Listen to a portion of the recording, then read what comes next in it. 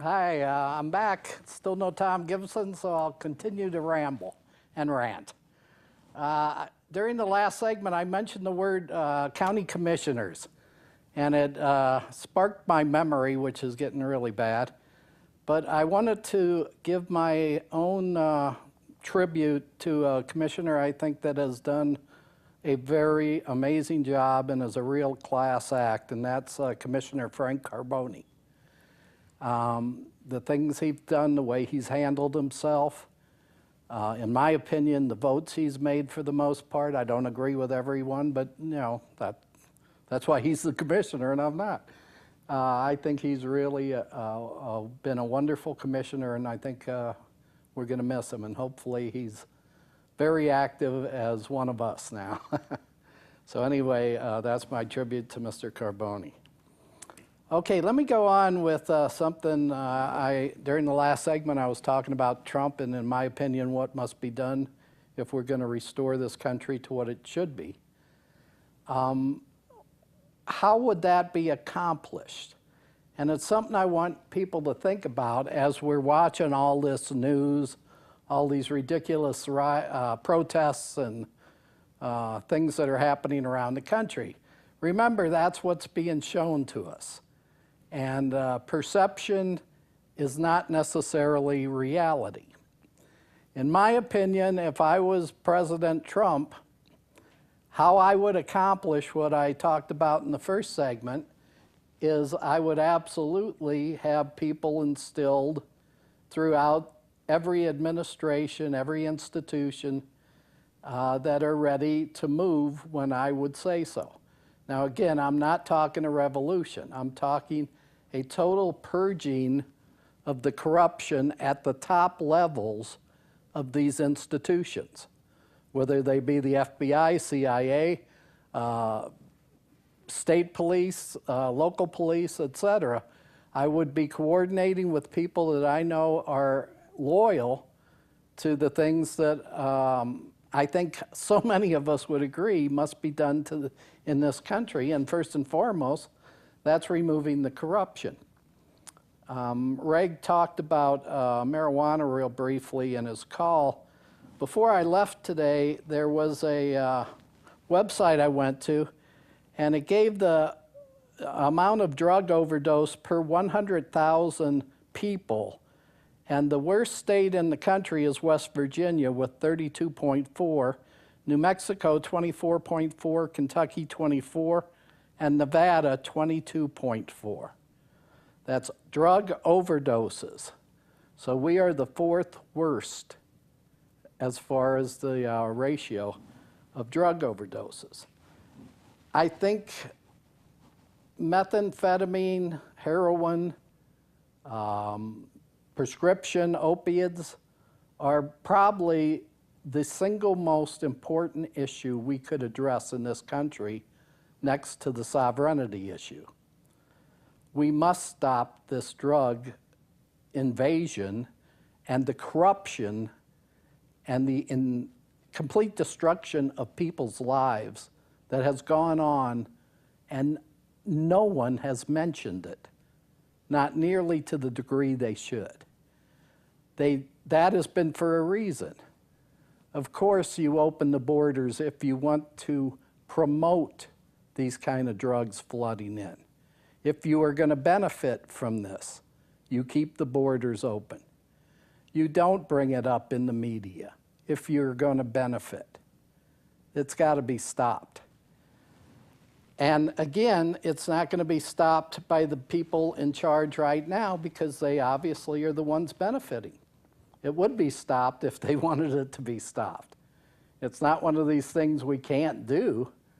Both the intelligence, the monitoring of monetary assets, God knows the NSA's intelligence now could just bring down this whole cartel / corruption cabal in a day.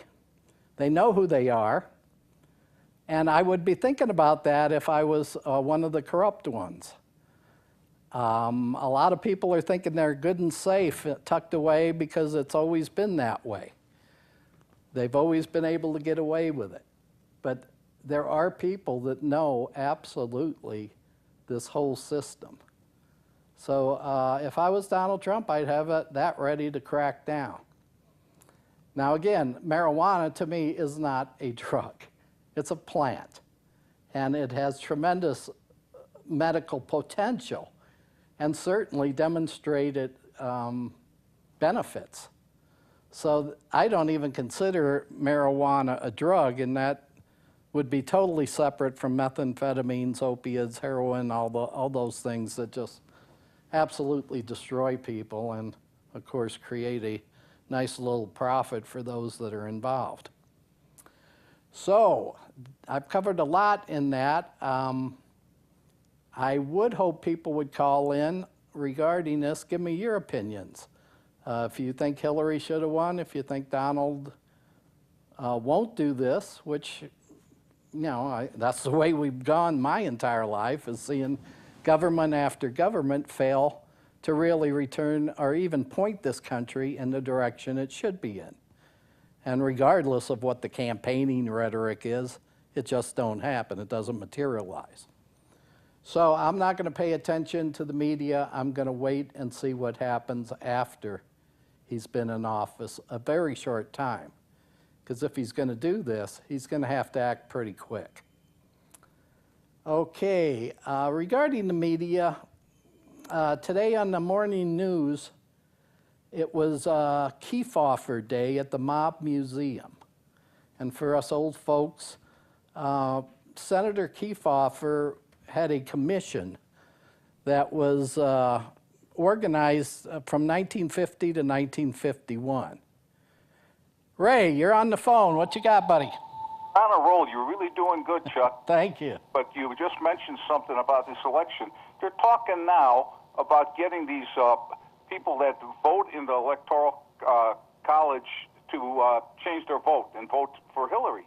That would change everything completely. I don't think they got a chance.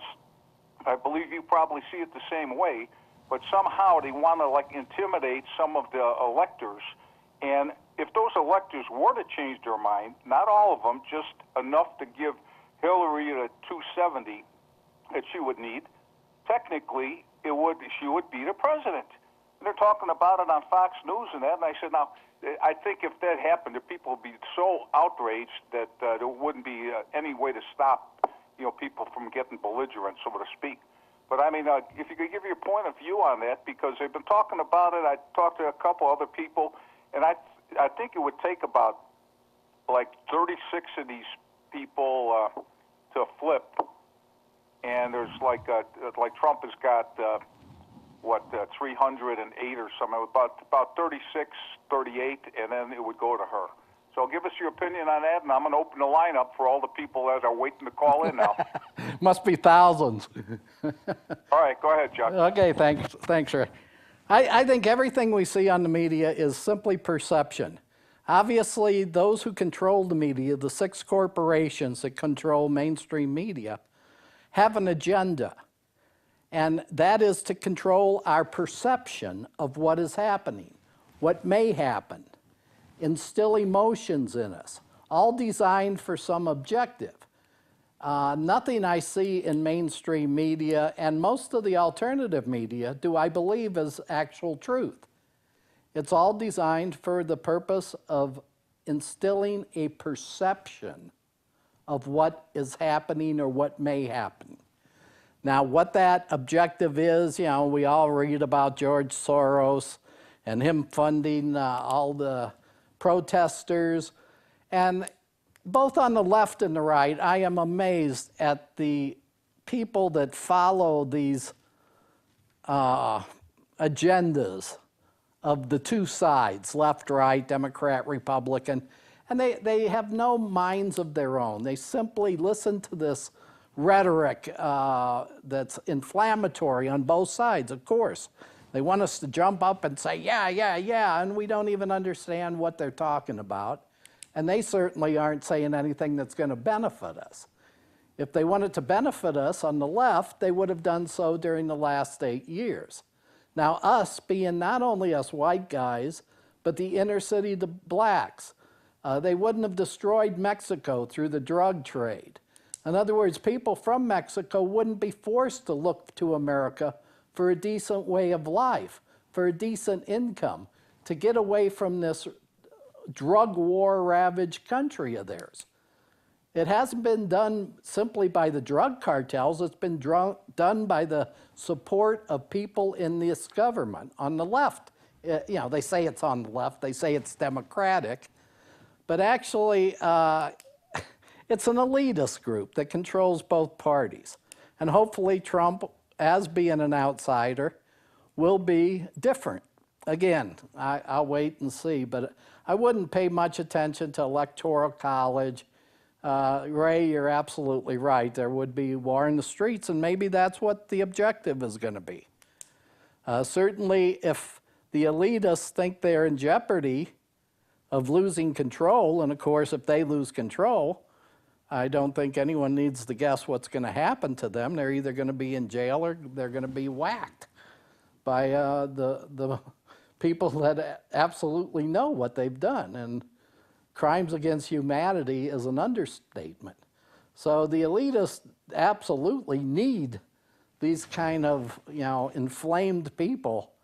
If they're gonna stay in power, they've got to maybe create a civil war. I hope people in this country realize that a civil war is not going to get us where we want to go. And there again, people got to start using their own minds and look at these things not as this crazy rhetoric of George Soros or people on the right. I mean, both sides are equally persuasive in getting us to rally around their crazy remarks. We got to use our heads. We got to say, no more of this crap. We see through it. And again, the thing I was happiest most about the election result was people obviously saw through it. Anyone that watched mainstream media absolutely would never have voted for Trump had they believed the stuff. It was overwhelmingly slanted toward Clinton. So that part of it I was very, very pleased about. Again, to me, Trump, Hillary, irrelevant almost. Okay, we're going to go to break. Hopefully other people are watching. Louis, get done with your card game and give us a call. We'll see you after the break.